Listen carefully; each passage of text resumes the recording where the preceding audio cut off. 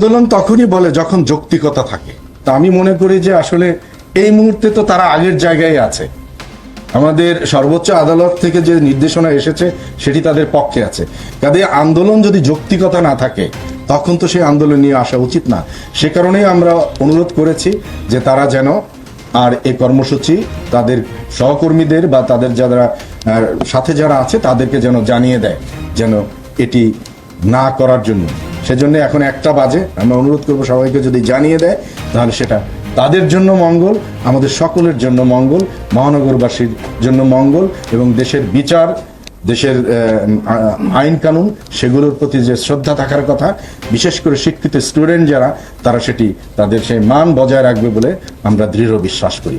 আমরা বলছি যে যেহেতু এই 10 দিন ছিল আমরা কিন্তু তাদেরকে দেখেছি, বলা যায় যে আমরা আমাদের পেশাদারিত্বের সহিত তাদের এই বিষয়গুলো বিবেচনায় নিয়েছি। কিন্তু এখন যদি রাস্তা বন্ধ হয় এটি কিন্তু আমাদের যে বলা যায় যে ঢাকা মেট্রোপলিটনের আইন বা দেশের প্রচলিত আইন, এমনকি আমি তো কনস্টিটিউশনকেও রেফার করলাম 36 অনুযায়ী ইট ইজ কিন্তু কমপ্লিটলি অফেন্স। আমরা মনে করি সেটা সে অফেন্স করবে না সেটা আমরা আশা করি। এবং যদি তারপরেও কেউ করে বিশৃঙ্খলা তৈরি করে, আপনারা দেখবেন যে গত 10 দিনে কিন্তু একজন স্টুডেন্টকেও কোথাও আমাদের পুলিশের দ্বারা কোনোভাবেই তাদের সাথে কোনো এমন আচরণ করা হয়নি যেটিকে আমাদের পেশাকে প্রশ্নবিদ্ধ করতে পারে।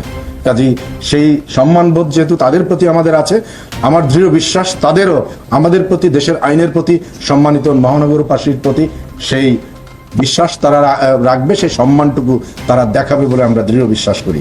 তারপরেও যদি কেউ সে ধরনের জায়গা থেকে সরে যেতে চায়, দেশের প্রচলিত আইন তো আসলে কার্যকর, সেটি কার্যকর যে জায়গায় থাকার কথা সেই জায়গায় থাকে।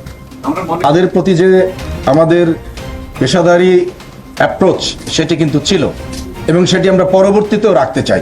এটি আমরা আশা করি যে তাদের জায়গা থেকেও তারা এখন অনুধাবন করবে এবং এটি আপনারা স্পষ্ট করে বলতে পারেন যে যেহেতু বলবৎ আছে কাজেই যৌক্তিকতা তো তাদের আর নেই, সেটি আমরা স্পষ্ট করে বলছি